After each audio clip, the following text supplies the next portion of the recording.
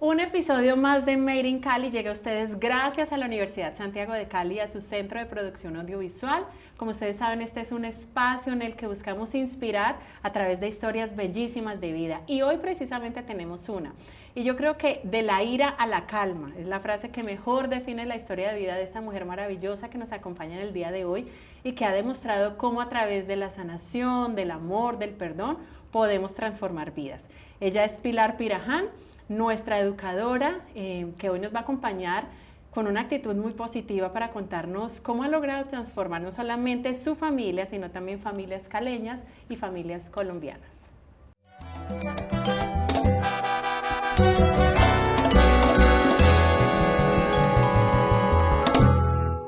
Pilar, estoy feliz de que estés aquí conmigo, de que compartas hoy tu historia de vida. Somos amigas hace muy buen rato, sí. Nos conocimos por cosas maravillosas que ya después vas a contar. Ahí vamos contando. Pero bueno, yo quiero arrancar preguntándote, ¿cuál es ese acto de perdón más grande que tú crees que has hecho, que ha pasado en tu vida? Uy, qué pregunta, empezamos con toda. Bueno, primero gracias Linita, a ustedes que nos están viendo, gracias por estar aquí. Y ese acto de perdón más grande, creo que fue primero a mí misma y segundo a mi papá. ¿Por qué a mí misma? Porque fui una mamá muy maltratadora. Mi historia termina en que termino convirtiéndome en una mamá que grita, explota, que era muy impaciente. Tengo 2 hermosos hijos, bueno, con mi esposito, 19 años ya, Juan, Dios mío, ya tengo un adolescente, hace poco se graduó del colegio y bueno, ya está en la universidad, y Mateo de 14 años. Entonces, uno da la vida por sus hijos, así es. Tú lo sabes, y quienes son papás no me desmienten, pero al mismo tiempo tiene la capacidad de lastimarlos profundamente, y ese era mi caso. Entonces, una líder de iglesia, conocedora de un montón de cosas, como que luz de la calle, pero sombra del hogar. Y terminé siendo esa mamá que no quería ser, esa que mucho critiqué en otros momentos a otras mamás, incluso a mi misma mamá, muy explosiva, muy impaciente por todo, entonces reaccionaba. Y cuando empiezo en todo este proceso y este caminar de sanar, de decir, pero bueno, ¿qué pasa? O sea, yo no quiero ser este tipo de mamá, este tipo de mujer. Y me encuentro con el camino del perdón.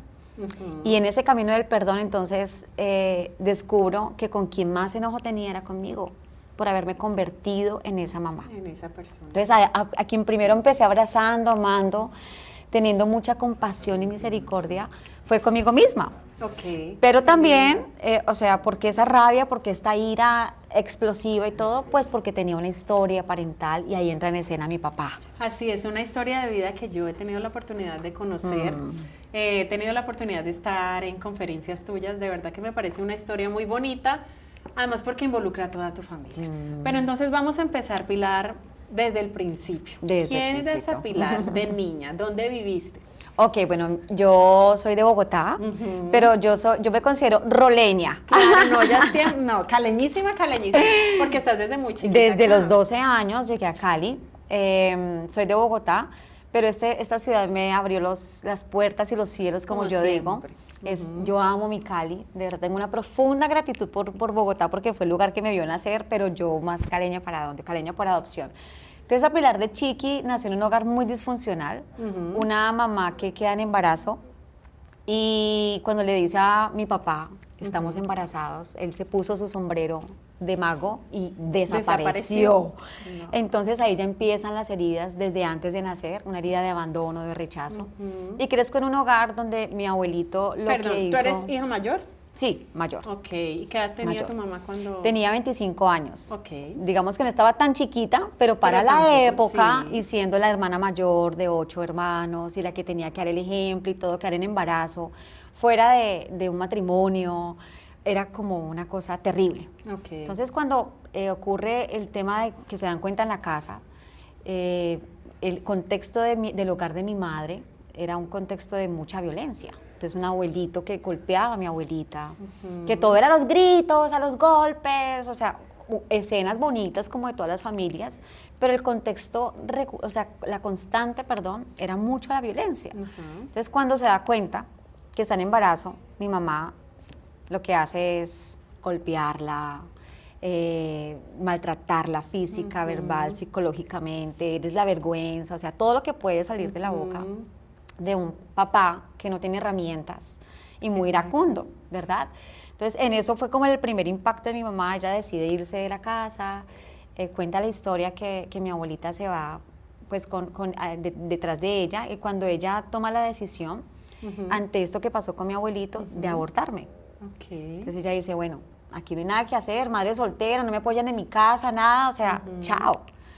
Y me imagino a mi abuelita con su capa de heroína, que llega y no hagas esto, la rescata de ese evento, y gracias a Dios, porque ahí nace este regalito, este regalito nació. Y pues allí empieza una historia. En esos 9 meses de embarazo, mi mamá muy sola, pues digamos que aparte de la casa, mis tíos muy pendientes, pero enojado con mi abuelito. Y cuando ya llego a este mundo, mi abuelito va a la clínica, me recibe con todo el amor del mundo, y dicen que yo tenía como la manito así, como ellos, no sé si es una historia que para ellos significó esa mano así, como que tenía vergüenza. Mi abuelito la quita de la carita y me dice, bienvenida al mundo, perdóname. Y me convierto en esa nieta amada. Pero qué lindo. Sí, claro. O sea, tu nacimiento logró transformar ese corazoncito. Entonces me convierto en esa primera nieta, primera hija, primera sobrina, así cuidada, amada, que era como la muñequita de la casa, pero en un contexto eso te iba a preguntar, de mucha violencia. O sea, ¿seguía ese contexto de violencia? Sí, seguía. Mientras los tú golpes, creciste, mientras yo ¿sufriste crecía. maltrato? Claro, nosotros somos la generación criada con chancleta, con golpe, que lo normalizamos de hecho. Sí. Parecía muy normal pegarle a un niño, era como la constante.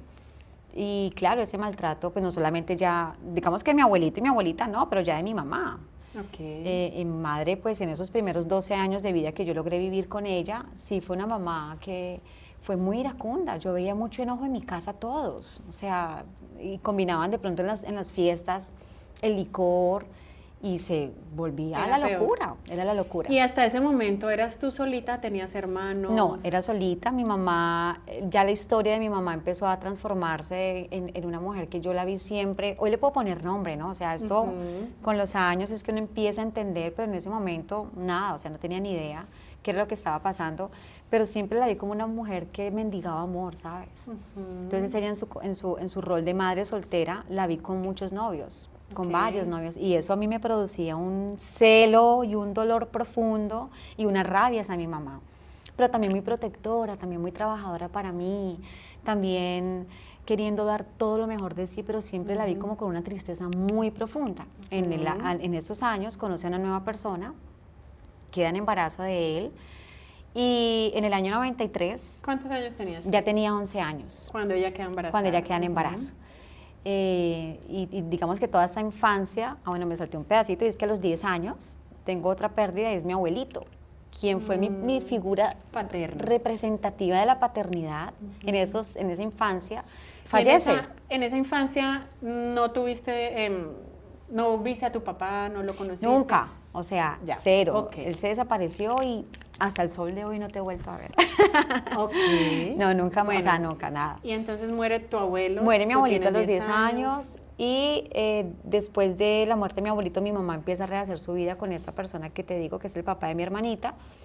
Y cuando ya tengo 11 años, allá en el 93, un día X sale de la casa y me dice, mi amor, juiciosa, ya llegó la hora de tener a la hermanita, pórtate bien. Recuerdo que estaba haciendo una cartelera de la célula, estaba en sexto de bachillerato, primero de bachillerato pues. Y estaba haciendo pues mi cartelera con mi tío que me ayudaba siempre y todo el tema, y vivíamos en la casa de mis abuelos. Y estaba también con mi abuelita y me dice, pórtate juiciosa, o sea, las cosas que una mamá le puede decir a un niño. Juiciosa, organice las medias, mañana hay que ir a estudiar, tal. Y yo me quedé esperando ese día porque al otro día llaman, 5 de la mañana más o menos, que mi madre había fallecido en el parto. Ella no logró vivir, mi hermanita sí nació, ese es el regalo más hermoso que me dejó mi mamá, pero mi madre falleció, no logró superar, tenía una preeclampsia, y durante todo el embarazo, por su rol de mamá soltera, decidió no parar, pero su embarazo era de alto riesgo y ella debía permanecer en quietud. En reposo. En reposo total, y no lo hizo. A pesar de que tenía, digamos, que el apoyo de mi abuelita ya en ese momento, pero ya hoy en día la entiendo, o sea, con la responsabilidad de una niña mayor, una que viene en camino, y el papá de mi hermanita más o menos... La misma historia. La misma historia, o sea, patrones que se repiten. Y no, falleció mi madre y ahí empieza otra historia, tanto para mi hermanita como para mí. Quedamos dos huérfanos. Mi madre fallece el 7 de marzo del 93 y yo cumplo el 16 de marzo. Okay. O sea que a los 12 años ya no tenía ni papá ni mamá. Ok. ¿Y qué sigue allí? ¿Se encargaron de ustedes sus abuelos? Claro, ¿Tu abuela? mi abuelita, abuelo ya no estaba mi abuelita. Bueno, yo siempre cuento en mis charlas que todos tenemos en la familia un tío rico, un tío Sí. que está más acomodadito que el resto. Y ese tío, gracias a Dios, vivía en Cali. Ok. Ok, entonces este tío, a quien amo profundamente y por quien tengo mucha gratitud. ¿Lo ves como tu padre? Sí, o sea, como mi papá ya veo a Dios realmente. Ok. Y por mi tío siento mucha, mucha gratitud y una gran figura paterna, pero sabes que no tenemos como esa cercanía así de padre a hija porque yo he sido difícil para recibir el amor. Ok. A mí me ha costado recibir el amor de padre. Él lo da todo, pero yo siempre, a veces, he tendido a ser como arisca. Bueno, pero me imagino que él lo entiende, lo Sí, sabe. y él hay un siempre agradecimiento está. muy grande. Entonces mi tío con su esposita, a quien yo ya también llamo mi tía, porque normalmente pues en Bogotá los tíos políticos le decimos tíos, y ella se ganó ese título, llegó a esta familia, ellos con sus 3 hijitos, 3 hijos, y deciden adoptarme. O sea, un acto de amor supremamente grande. Aquí en Cali. Aquí en Cali, llego yo aquí y ya como que la historia, tengo entonces ya una familia, tengo una figura paterna, materna, hermanitos y hasta un perrito, lo que ¿Pero no tenía llegas en tú Bogotá. sola? Llego yo sola. Sin tu hermano. Ellos intentaron adoptar a mi hermanita, pero el papá de ella no dejó, Ok. estaba presente en ese momento, luego desapareció como mi papá. Otra historia alterna. Y no, o sea, terminé viviendo solamente yo con ellos. Ellos hubieran querido mucho haber tenido a mi hermanita, pero a ella le tocó otro historia. ambiente. Y ahí empieza a transcurrir mi adolescencia. Ahí ¿Cómo fue esa empieza. adolescencia? Es un camino de espinos y rosas, ¿sabes? Porque estaba en un hogar donde me sentía ya protegida, pero del cual nunca me sentí tan parte de. No tenía que ver con ellos. Hoy lo entiendo. Tenía que ver con la orfandad de mi corazón, que me sentía como que este florerito y aquí injertemos una flor, pero no eres parte de todo el ramillete. Como un ramo de rosas Un y tú eras el injerto. girasol. Exacto, ahí. Entonces fue entre espinas y rosas porque ellos digamos que no tenían tampoco las herramientas emocionales que hoy podemos tener todos a nuestro alcance. Entonces no había como esa conexión, esa confianza. Pues ahorita les estaba contando la historia que yo termino estudiando aquí en la Universidad de Santiago de Cali, Finanzas y Negocios Internacionales. Sí.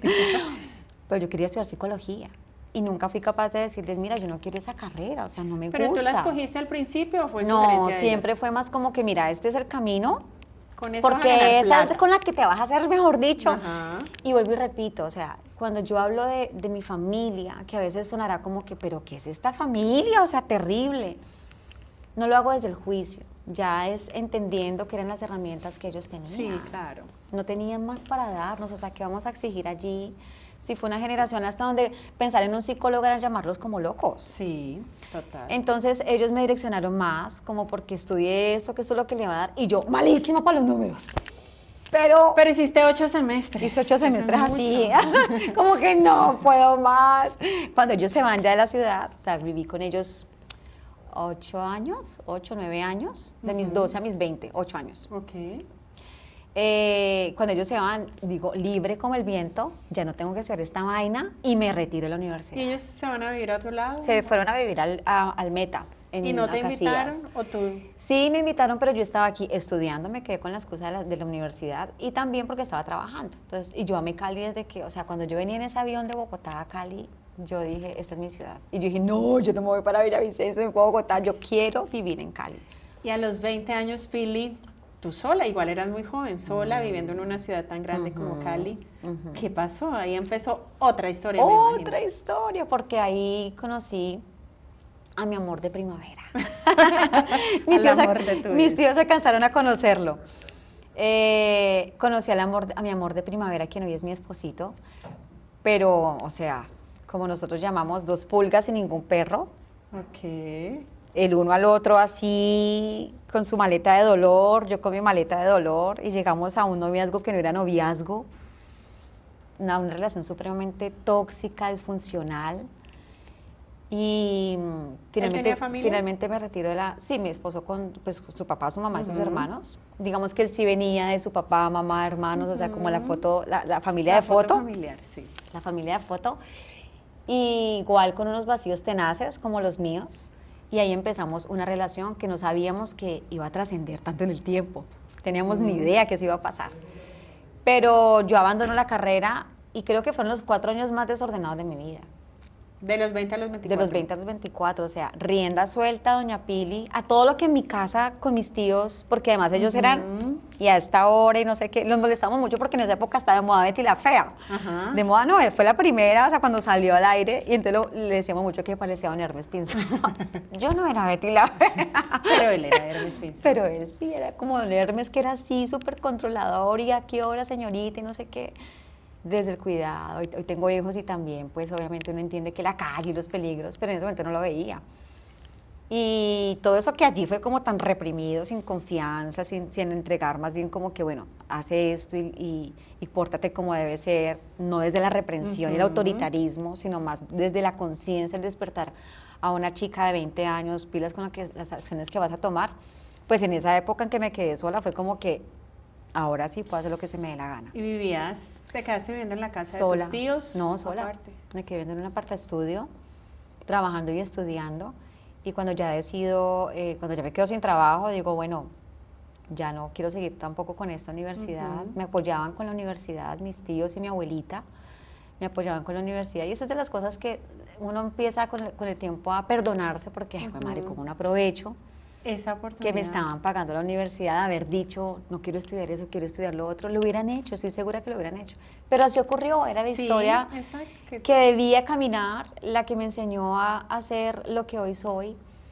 Y entro en esta relación con mi esposito, que éramos un par de locos, rumba, sexo, trago, trasnocho, sin ningún propósito, sin ningún rumbo, viviendo nada, el día a día, viviendo así, a lo que da. Y en ese desorden de vida quedamos embarazados los dos. A los 24 años, ya casi 25, y llegó como que, ¿qué vamos a hacer? ¿Qué vamos a hacer? ¿Qué vamos a hacer? O sea, no tenemos la vida organizada, no tenemos un proyecto de vida, estamos viviendo el día a día y llega una vida. Pero esa vida Dios la usó para organizarnos. ¿Pero ustedes vivían juntos en ese momento? No, nosotros no vivíamos juntos, era él en su casa y yo sola. Entonces, claro, el estar sola, y allí encuentro una Pili muy mi mamá, muy mendigando amor, muy necesitada de esa aprobación, de esa aceptación, haciendo todo para agradar a este hombre, porque para mí él era todo en la vida, él era mi Dios, él era lo más importante para mí, y yo quería hacer lo que fuera por no perderlo. Entonces me convertí en una mujer que demandaba mucho, pero también que mendigaba mucho, y sin ese amor propio, sin esa autoestima, sin ese lugar que deberíamos tener las mujeres, o que Dios nos da después de que conocemos cuánto valemos. Pero entonces, claro, él también desde sus necesidades y sus carencias, un hombre muy infiel, un hombre toma trago, que no tenía ese cuidado por esta Pili, por esta mujer. Y yo le permitía todo eso. O sea, aquí es una corresponsabilidad. Si bien es cierto, él tenía sus adicciones. Cuando hablo de adicciones no era ni la droga ni el alcohol. No necesariamente que ser adicto a algo a esto. Al sexo, a la rumba, a la mentira, a la apariencia. Todas estas cosas que son como anestésicos a nuestro dolor. Cuando me encuentro con todo esto, pues encontró con una persona que se tendía como un colchón y permitía que le pasaran por encima de él. Y en eso quedamos embarazados. De nuevo. Estamos hablando de nuestro hijo mayor. ¿Y esa experiencia como mamá? No, ahí empieza todo. Ahí empieza un camino de conocer el amor verdadero, ¿sabes? Linita, es un amor que uno dice... Además que sentí que era lo primero que tenía en mi vida que era mío. Yo pensaba que mi hijo era mío, hoy entiendo que son prestados. Pero sentías que te pertenecía. Pero sentía que era como que, oye, por primera vez en mi vida tengo aquí algo que no me lo van a quitar. A mi papá me lo quitaron, a mi mamá me la quitaron, a mi hermana me la quitaron, mi familia tuvo que irse de ciudad y entonces ya salí, entré a esta familia y luego otra vez salí. La carrera que tenía, chao, también la dejé. O sea, la tendencia era como a abandonar o a que me abandonaran. Pero cuando nace Juanes es como que es mi vida. Y para mí lo más importante fue la maternidad. O sea, yo me olvidé del resto de proyectos de profesionales, todo. Yo solo quería ser mamá, tener mi casa organizadita, o sea, como jugar a las muñequitas. La ama de casa, la esposa. Y lo disfruté, o sea, como nada. Hoy en día no quiero hacer oficio, pero en esa época yo amaba lavar un baño, lavarle su ropita, hacerle las papillas. Mi proyecto de vida más importante fue mi familia. Y hoy entiendo que fue parte del no haber tenido una familia, de no haber tenido esa figura paterna, materna. Entonces para mí se convirtió en eso, en lo más importante. Y ahí empezaron a pasar cosas porque empecé a permitir también cosas de mi esposo. Nadie daba un peso por nosotros, nadie, o sea, ¿qué? ¿Él? No. Nada, o sea, tú ahí vas a morir de hambre, de tristeza, de todo. Pero sé que también esto trajo muchas, como esos vacíos y esas ganas tú también de salir de allí, de donde te encontrabas, a pesar de que pensabas de pronto que tenías la vida perfecta, soy ama de casa, soy mamá, soy esposa, pero algo pasa, algo necesito. Empieza otra búsqueda. Empieza otra búsqueda. Esa búsqueda pasa, esa búsqueda ocurre sobre todo cuando ya llega a nuestra vida nuestro segundo hijo. Quedamos embarazados a los 4 años y medio de nuestro hijo mayor y ocurre una separación por una infidelidad de mi esposo. Entonces quedo con un niño de 5 años y uno de 5 meses. Y dije yo, sin carrera. O sea, ¿qué hice de mi vida? Me quedé en la casa con los niños y este hombre, mira cómo terminó, cómo me pagó. O sea, yo en mi papel, mucho también de víctima en ese momento, sin poder salir de allí, pero también entendiendo que era resultado de lo que yo también había decidido. Entonces ahí empieza esa búsqueda. ¿Por qué? Porque me convierto en esa mamá que no quiero ser. Entonces todos estos dolores empiezan a aflorar en la maternidad y ahí empieza la ira. Ahí empieza una Pili que yo desconocía. Yo siempre fui vista como tan tierna, tan dulce, crianza ella respetuosa, tan linda. Siempre fui vista así, digamos que en toda mi vida, como la niña cuidada, bonita, pero en la maternidad empecé a conocer una mujer que desconocía. Que es una mujer explosiva, iracunda, que todo el tiempo vivía como enojada. Y ahora entiendo que hay una profunda amargura en mi corazón por toda esta historia que yo no tenía ni idea, con la que llegué a la maternidad. Y ahí empieza esa búsqueda de decir, pero bueno, ¿qué hago? Entonces en esa búsqueda llegan personas muy lindas a mi vida. Entonces Nicole, que tenemos nuestra amiga en común, por eso nos conocemos. Así es. Y empiezo a conocer a un Dios de una manera diferente. Y me refugio mucho, pero más que en Dios, en la religión. Entonces me vuelvo una súper religiosa. Y sirva en la iglesia y haga cosas divinas para los niños. Y no estoy demeritando el servicio, amé lo que hice, lo hice con todo el amor del mundo. Pero la motivación de mi corazón era la incorrecta. Porque mientras eras luz de la calle, en casa era el coco de mis hijos. Y eso fue lo que empezó como a detonar en mí, algo está muy mal. Ahí estabas sola todavía. Ahí estaba, ya habíamos vuelto. Nosotros volvimos al año de habernos separado. Al año de habernos separado. Y ahí ya en esa búsqueda que volvimos, pero fue como que tú allá y yo acá, o sea, mucho dolor todavía, mucha desconfianza, porque la desconfianza queda a pesar de que uno vuelva. Él empezó a hacer cosas para ganarse mi confianza de nuevo, a construir esos lazos y esos puentes rotos que habían. Pero ahí en esa búsqueda entonces me convertí en esa mujer religiosa.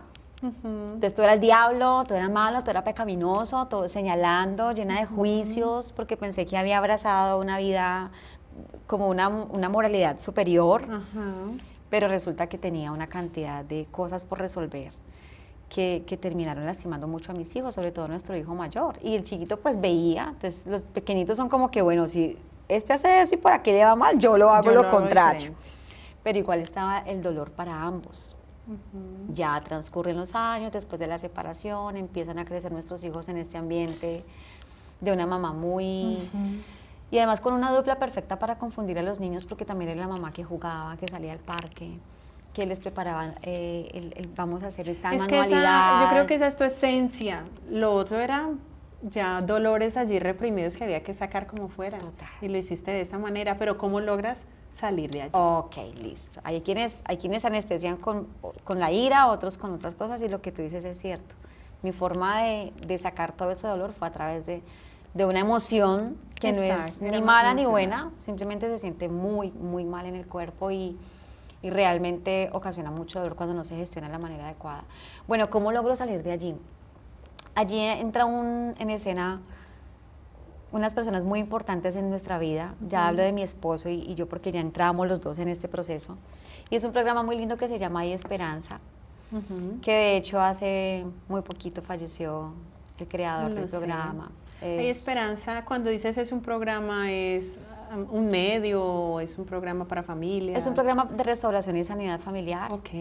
Que involucra diferentes áreas. Entonces involucra el área de la paternidad, área financiera, sexual, donde se habla de adicciones, de codependencia, de límites. Entonces fue conocer, pero está muy basado en la palabra de Dios. Ok. Entonces fue conocer como herramientas de la psicología que no conocemos en la iglesia. O sea, en la iglesia en muchas ocasiones no está preparada para hablarnos de emociones, para hablarnos de codependencia, para Cero hablarnos de religioso. límites, cero religioso.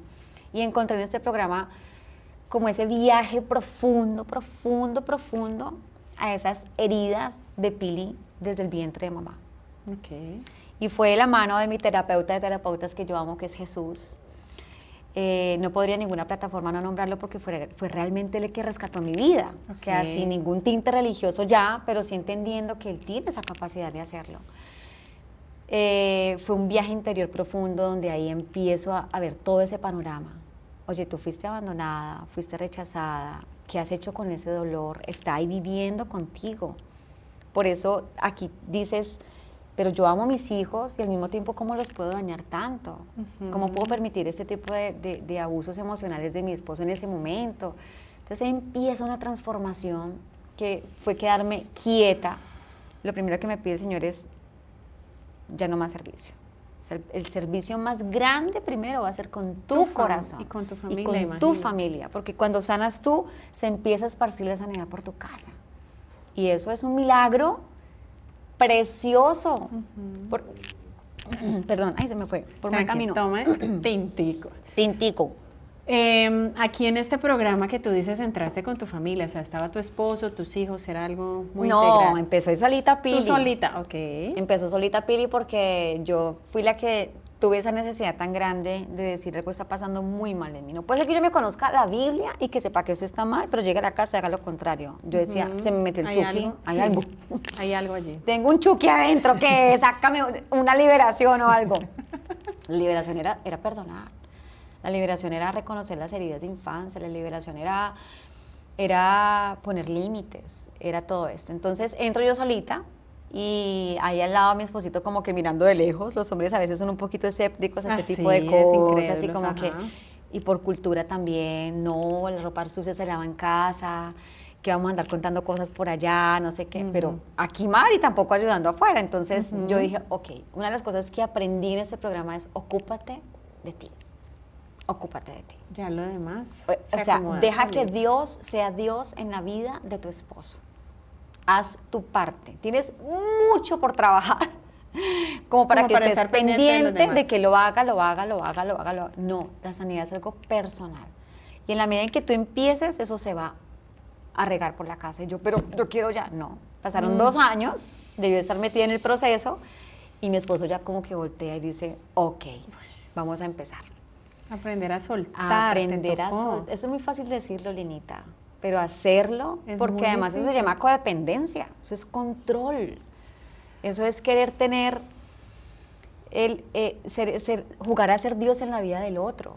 Es por aquí, es por acá, y eso jugamos mucho las mujeres. Así es. Y no permitimos que ellos también tengan sus procesos. Así es, porque como mujeres muchas veces creemos podemos con todo y tenemos el control de todo, pero es que podemos con todo, pero no con todo a la vez. No con todo. Bueno, Pili, pero yo me imagino que ya en este momento empieza a crecer a ti una semillita. No sé si ya te visualizaba como eres hoy la mujer que eres hoy, que ya no es solamente en tu familia, sino que has tocado cientos de familias. Sí. ¿O cómo fue eso? ¿Cómo empezaste como con esa semillita? Cuando ya estoy finalizando como mi proceso de restauración, que nunca termina, ¿no? O sea, realmente Sí. es porque son unos módulos, pero realmente seguimos todo el tiempo sanando.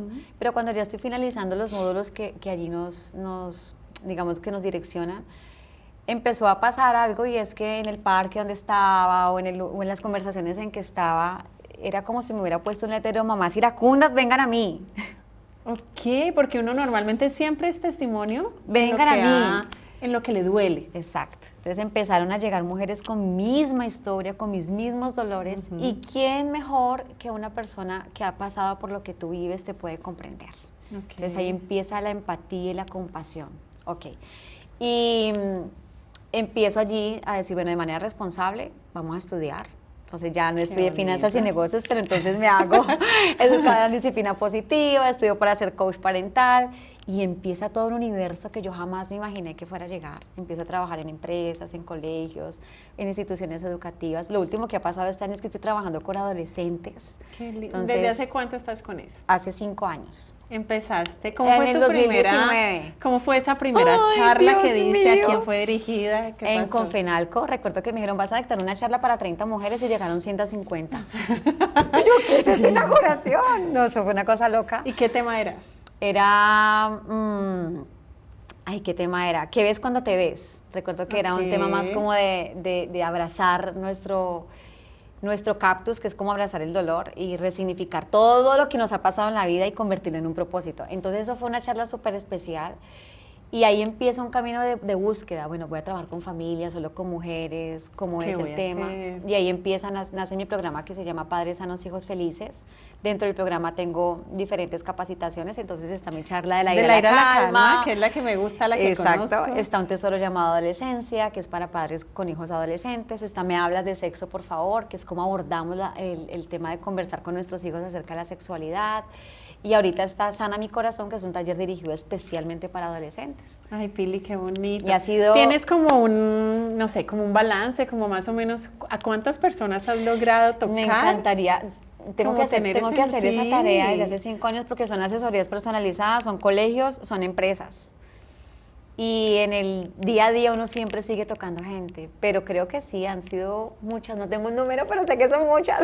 Algo muy bonito que me parece que he tenido la oportunidad de ver es que esto se convirtió no solo en Pili solita, sino que es tu familia participando en estas charlas, en estas capacitaciones, ayudándote. Ahí está tu esposo, están tus hijos. ¿Cómo lograste hacer eso? Pues es que es el poder del testimonio, o sea, de la coherencia. No es solamente de lo que haces afuera, sino lo que haces en la casa. Y esos años en la casa restaurando el corazón de mis hijos es lo que les permite a ellos decir, mi mamá tiene razón, creo en lo que está haciendo. Entonces, cuando me invitan a una capacitación o algo, uno está tomando la foto, el otro está con el computador, con todo, y se convirtió en algo muy de familia. Y ellos vieron el anochecer de la mamá, pero también vieron el amanecer. Sí, qué lindo. Vieron esa mamá que fue maltratadora, que fue iracunda, pero ahorita ven una mamá muy consciente y muy despierta. Y muy amorosa. Y se enamoraron también de Dios, porque ese es el gran testimonio también, que no fue desde la religiosidad o algo así, sino que vieron que había un Dios real que podía transformar la vida de su mamá y de su papá, porque en este camino también ya está mi esposito. Eso te iba a preguntar. Mi amor de primavera, o sea, cambió el hombre, ya dejó de ser ese mujeriego y toma trago y todo, no. Y ahora está contigo en este camino. Sí, llevamos 24 años juntos, ha sido un antes y un después. Creo que estamos más enamorados ahora que antes. Ya estamos como novios, porque nuestros hijos en estas edades ya están saliendo mucho, entonces ahorita es una historia muy diferente a cómo empezó. Ahora sí, parecemos novios. ¿Tienes de pronto un testimonio, una historia de vida, no sé, como un caso específico que desde lo que haces hayas logrado como impactar, como que digas, wow, pude a través de lo que hago lograr tocar o impactar a esta familia de esta manera? Sí, hay una familia que que particularmente es una mamá con una nena y adolescente, ella de 15 años, estaba incluso con temas de autolesionarse, o sea, ella también la mamá, muy pilar, muy iracunda, muy explosiva, y la niña súper distanciada. Y por supuesto siempre los invito a que hagan el proceso profundo, porque uno no sana y no resuelve en 8 sesiones, o en 12, o en 3 semanas. Es un clavado profundo para ambas partes, pero yo puedo decir que para esa familia hay un antes y un después para esta relación de esta madre con esta niña, porque ella ha logrado ver a su mamá de una manera diferente, y esta mamita ha logrado entender que se trata es de ella, no de la niña. Normalmente pensamos, es que son nuestros hijos, es que mira cómo se porta, es que mira cómo... Pero logró ver que se trataba de sus dolores impresos en ella, y cuando empieza a resolverse dice, ok, vamos a resolver y a sanar. Y así, muchas historias. Si pudieras definir tu vida, todo lo que te ha tocado vivir en una sola frase. Una frase. ¿Cuál sería? ¿Cuál sería? Yo creo que sería como que floreciendo entre espinos, algo así. Aquí con estas rosas me inspiro, o con estas. Sí, algo así como floreciendo. Creo que yo me siento hoy así, y hay algo que me caracteriza, y una frase que a mí me regaló Dios es que me decía, tú eres como un sol radiante. A donde llegas realmente tienes la capacidad de, no de quemar, pero sí de abrazar, y que se sienta el calorcito, ese calorcito rico que, es verdad, que trae calma. Confirmo. Entonces, de esa mamá así gruñona y todo eso, creo que ahora puedo decir que sí, que hay esperanza, y que es posible que hayan padres sanos, hijos felices. Así es una verdad. Es sanando el corazón de nosotros que se va a ver el resultado en la casa. ¿Cuál es tu sueño más grande? Bueno, has logrado estar con empresas, con instituciones, con colegios, con fundaciones. No sé, ¿con qué sueñas ahora? ¿Con qué sueño en este momento? Yo quisiera tener una escuela de crianza y sanidad así muy bien organizada, muy bien estructurada, con módulos, o sea, a nivel profesional hablando, llegar a más familias, que pueda haber la posibilidad de una mamá que se sienta agotada, iracunda, estresada, que deje la culpa. O sea, cuando vienen a mí, vienen con mucha culpa, porque las herramientas de crianza respetuosa y todo eso, tú lo conoces y tú te das cuenta y dices, ¿qué estoy haciendo con mi hijo? Y nos ocupamos mucho de los niños, pero muy poco del corazón de la mamá. Entonces yo sueño con un programa que realmente acaricie mucho el alma de la mamá, que la contenga, que la tenga allí y le diga, tú puedes, o sea, qué lindo sí es eso posible. de acariciar el alma, qué bonito. Bueno, que se sientan amadas. Esta historia está muy linda, pero se nos va agotando el tiempo y no nos podemos ir sin antes hacerte unas preguntas cortas con respuestas muy rápidas, porque este es un Made in Cali, hecho en Cali, muy caleño, así que te voy a hacer unas preguntitas Caleñas. que siempre las Ay, hacemos. Dios mío. No, tranquila, solo tienes que escoger. A ver, cholado, champús o lulada. Champús, Sí, deliciosísimo. champúsito. Sí, ahí está. Empanada, aborrajado o marranita. Ay, Dios mío, entre empanada y aborrajado, creo que aborrajado. ¿Y ají o guacamole? Guacamole. Sí, ay, yo prefiero el ají 1000 veces. Chontaduro o manga poma.